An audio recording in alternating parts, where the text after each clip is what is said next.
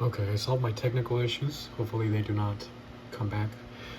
This, I think I left off in point 6. For the unbeliever, he denies the gospel information and goes through the same process of building scar tissue. So the unbeliever and the believer go through the same thing. Here is the unbeliever. You deny the category of truth pertinent to you. To the unbeliever, he can deny either the laws of divine establishment or the gospel information, but obviously here he denies the gospel information and accumulates scar tissue. The result is he becomes worse than before. Point 7. For the believer, the process is very similar. He denies doctrine and accumulates scar tissue as well. So the whole realm of doctrine applies to you. And once you get to the point of denying doctrine from the teaching of your right pastor, you will accumulate scar tissue. You are immediately in cosmic 2. But I don't know, what if my pastor is wrong and this and that? Well, God is going to have you with the right pastor. If you are positive towards doctrine, you bet he's going to put you with the pastor that teaches correct theology. Oh, so you think God is just going to betray you? Oh, you're so positive, and as a result, God is going to put you with a cheap Mickey Mouse pastor? No, he's going to put you with a pastor that you need for you to grow. If you're under a cheap pastor, or if someone is under a cheap pastor, a Mickey Mouse pastor, one that doesn't teach correctly and does not go to the Greek, the Hebrew, the original languages, does not teach 1 John 1:9, then that person, he's what he deserves. He's not that positive, that believer. He's not positive at all if he's under a pastor that does not teach 1 John 1:9. And so he's where he deserves to be. But once the believer starts becoming more positive, you bet that God is going to take him out and put him under a pastor that's going to supply the doctrinal information that positive volition soul needs.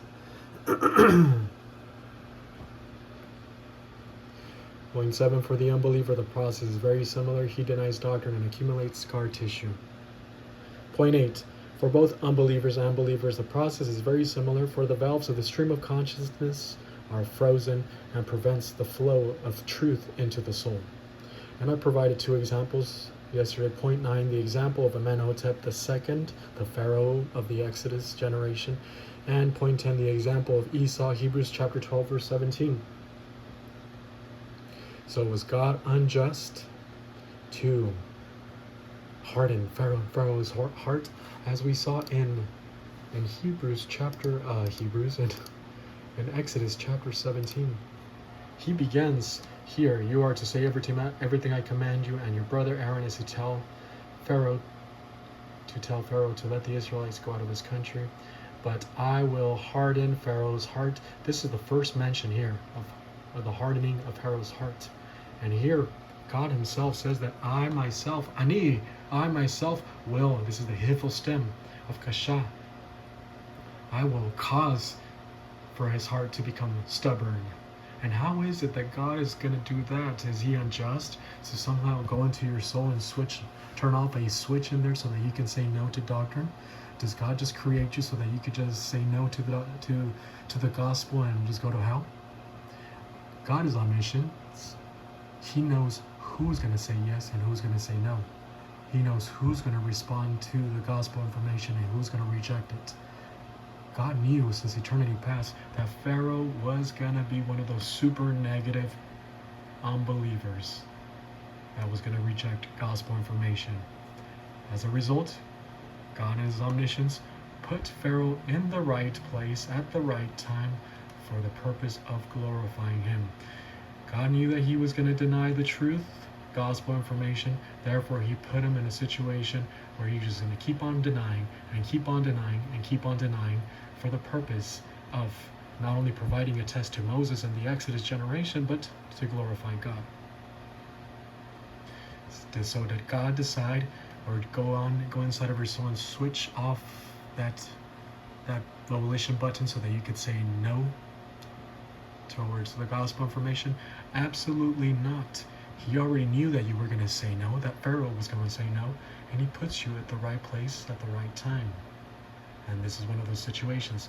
Hifel stem, he causes stubbornness.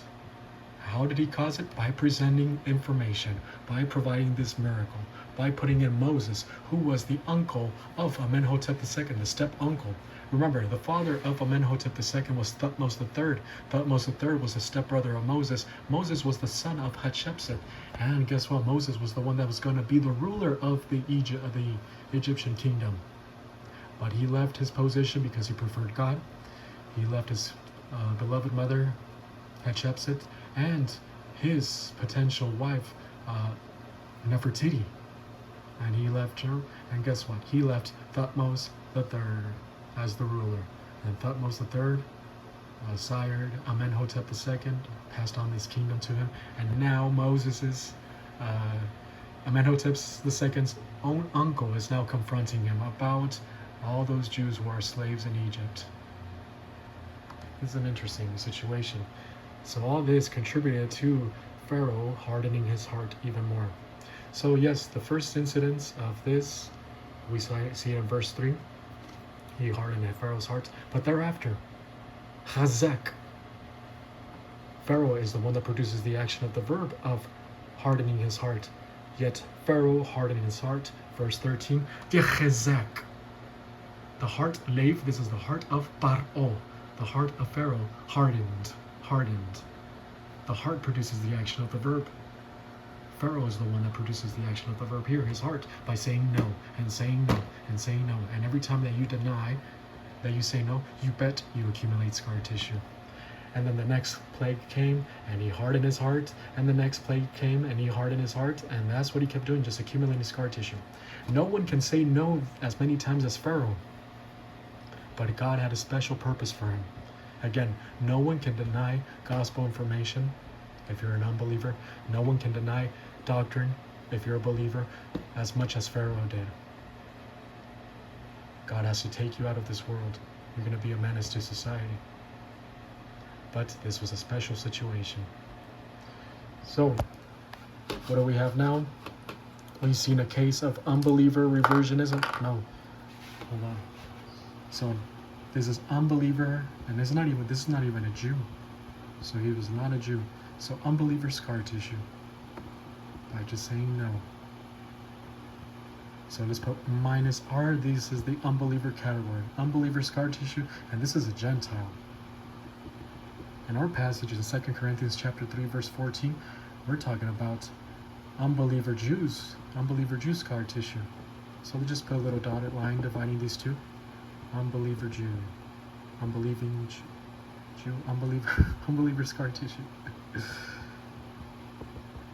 And then we also, part of a passage, we saw that a lot of these Jews in the Exodus generation were believers, but they denied doctrine. So Jewish believer scar tissue. Scar tissue. It doesn't matter if you're a believer or an unbeliever. Simply start denying doctrine. You bet you're in cosmic too. So on this side is unbeliever, on this side is believers. On this side we have both Gentile unbeliever scar tissue and Jewish unbeliever scar tissue. We saw this example right now with Amenhotep II, who was a Gentile unbeliever. And on this side we have Jewish believer scar tissue. We can go on back to our passage. Not yet. But let's look at we're still in the doctrine of scar tissue, by the way. 2 Corinthians 3:14. So let's go back. 3:14. But their thoughts were hardened. What is this contrast to? Yesterday I said this was a direct contrast with having hope. Pardon me, I'm going to have to make a correction right now. I'm making a correction right now. This direct contrast is with staring at the sons of Israel, staring at the end of what was fading or what was being put away. The Israelites, Jewish Israelites, the Exodus generation, they denied doctrine so much that they failed to see the issue here. And that was the nature of the old covenant. And that's the reason why it says, not just as Moses, who placed upon his face so that the sons of Israel would not stare into the end of what was being put away, but their thoughts were hardened. Because of their negative volition and scar tissue, they failed to see the issue. Why was Moses putting on the veil in there? There must be something about the nature of the covenant. Let's investigate this a little bit. And they did not. Their thoughts were hardened. They failed to see the truth. So verse 14, but their thoughts were hardened, and these are believers. For the Exodus generation were a bunch of Jewish believers. They believed at the moment that they partook in the first Passover. But their thoughts were hardened, for to this day the same veil, look at this veil, the veil of Moses, and now is using an analogy, now saying that this veil is the scar tissue. This same veil remains upon the reading of the old covenant. The veil that was covered, that covered the glory of Moses, that glory represented the old covenant, that same veil now covers when they read the old covenant. And this veil is analogous to the scar tissue. This day they have scar tissue because they've denied Christ. Okay, again, these were believers, but their thoughts became hardened. Their thoughts were hardened. For to this day, whenever it's read, that was talking about the Jewish unbeliever of this day, or of the day of 57 AD when Paul was writing. Let me continue this next verse.